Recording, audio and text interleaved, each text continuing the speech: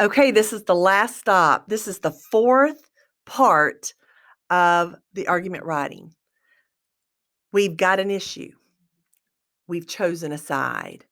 I've got a plan. I've got everything picked out. Now, how do I put it into the essay? This is what this is about. What would an argument essay look like? Well, writing an argument is just like writing the informational essay that I've already taught you. Introduction, hook, bridge, thesis. In this case, it'll be hook, bridge, claim, because a claim is our thesis statement for an argument. My body will be prove that thesis, prove that claim by my evidence, by my reasonings, by all of that stuff. And then my conclusion is new and old, new and old. It's the same thing. What does that look like? Well, first off, just like in any other thing, the first thing we've got to do is we've got to decide what our claim is. And if my claim from my last video is going to be that middle and high schools need to delay their start times to 9 a.m. so that students get instruction during the times that are most beneficial to their learning, then I've got some options. How am I going to, I can create a hook from anything in here that I connect with. I could talk about schools in general. I could talk about students. I could talk about instruction. I could talk about what's beneficial. I could talk about all kinds of things. But this is what I came up with. How can I introduce this topic to show that there's a need to change a policy? Maybe something like this. This is going to be my hook, my bridge for my thesis. Jacob sits at his desk, trying his best to focus on the teacher's words, but he struggles. He's physically at school, but his brain isn't fully awake yet. Ever since he turned 12, his body seems to be needing more sleep, different sleep, than before. And his grades in his first period math class have begun to suffer.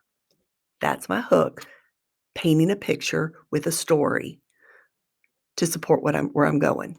Now I'm going to get into my bridge. Sadly,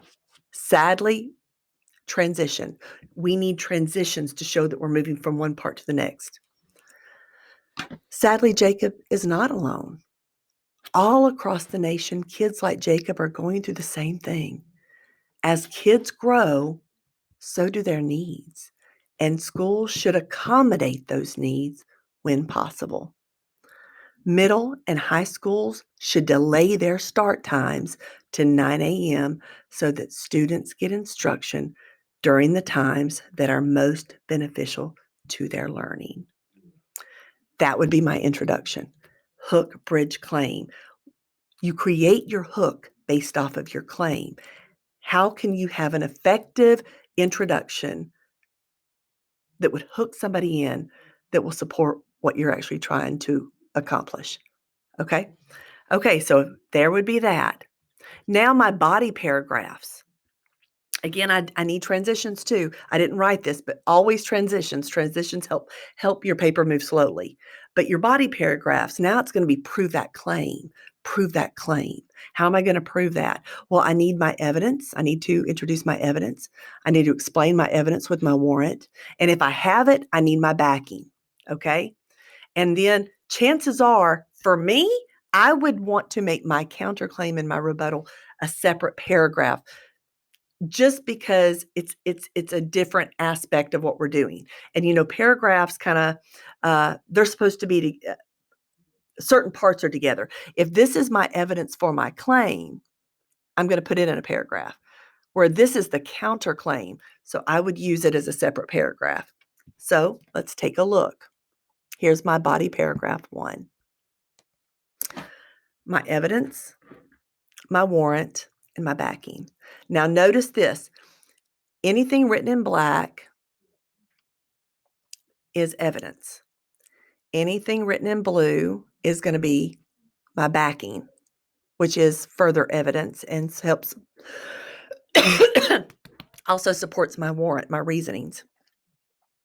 And anything that I've written in red, just like here in my excuse me, in my claim, it's written in red. That's my claim. So what's written in red here are my words, my commentary. This is me. Body paragraph 1. In the article Lost Time by Joey Montez, the author describes a study that explains that kids aged 12 to 19 require 1 to 2 more hours of sleep than small children and adults to accommodate their growing and changing bodies. Montez further states, it's tough for teens to fall asleep before 11 p.m. and wake up before 8 a.m. Most schools start the day between 7:30 and 8 a.m., which, according to the study, is not conducive to students' biological needs.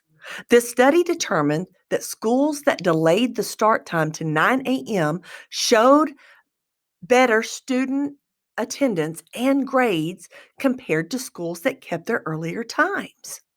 The study showed a 31% increase in attendance and a 23% increase in grades.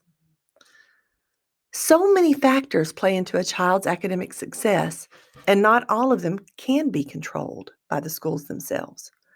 However, if the science and data support the idea that kids aged 12 to 19 are more ready to learn at a later time in the morning, starting school at an hour later seems like the best decision a school could make. Carmen, a freshman at Lincoln High School in Natchez, Mississippi, says the delayed start time made a huge difference for her. My grades improved without any extra studying, and I started each day feeling fresh and ready, she said. Okay, so now, excuse me, hold on one second. Ooh. Now what we have is we have my body paragraph, my evidence, my warrant, and my backing that all support why we should start school later. There's a study out there that says that it should happen. It's and there's a made up girl here named Carmen from Natchez who talked about it and how her grades improved without any extra studying. That's big, because if it had been extra studying, somebody could have attributed her extra studying to her better grades. And so this right here would be my sample body paragraph 1. Now I've got to get into the counterclaim and the rebuttal. Okay? Counterclaim, my rebuttal. Their claim, the counterclaim, my rebuttal. However, again, a transition. Not everyone sees the need to delay the start time. Again, I'm introducing the other side because an argument is showing both sides with a slant. Some still believe that an earlier start time is best. They argue that academics are linked to a student's natural ability and determination.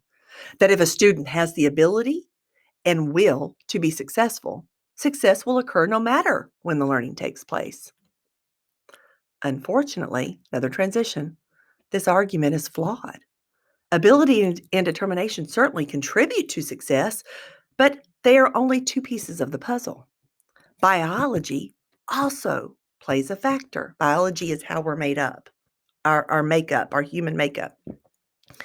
If the science and data support that teens learn better after 9 a.m., why not give students a schedule that allows their minds and bodies to meet their abilities and determination? School is for students, after all, so the schedule should reflect whatever works best for them. Another argument against a later start time is a lack of sleep. Could still be an issue if students stayed up later.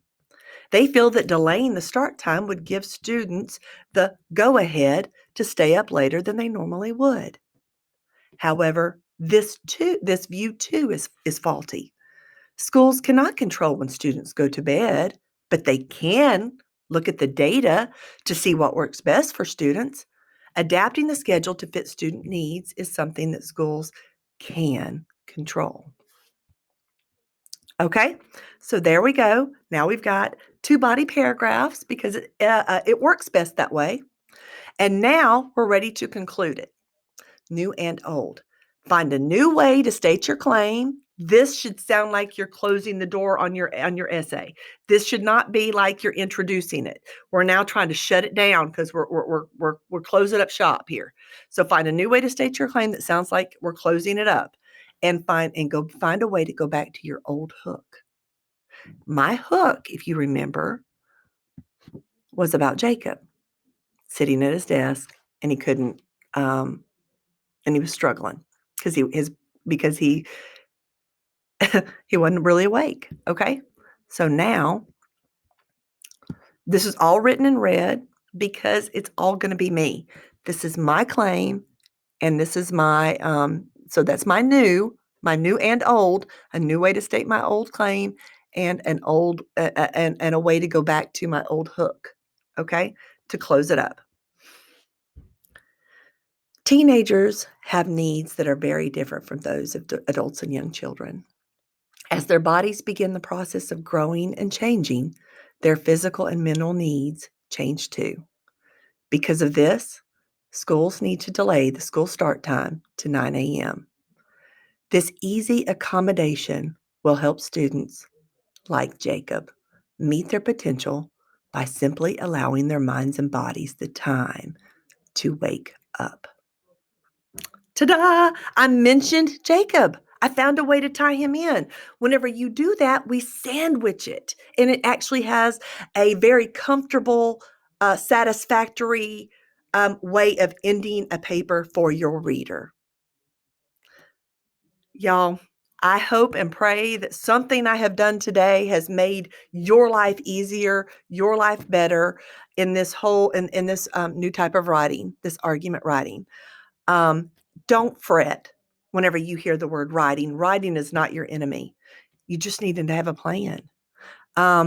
Understanding what the argument is. Going back to the fact that an argument is just an issue. Which side of the issue are you on?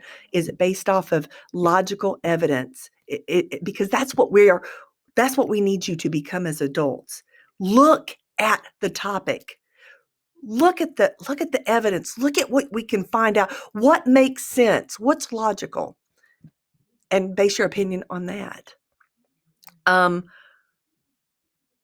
What type of argument is it? Is it one on facts, facts, judgment, or policy? This one was on policy. Do you know what goes in an argument writing? Claire eats worms before counting rainbows. Claim, evidence, warrant, backing, counterclaim, rebuttal. That's what you need to know. I hope I've shown you how to do this. I hope it's helped. I have enjoyed being your teacher again. I wish you all the best. Have a great one. Peace out.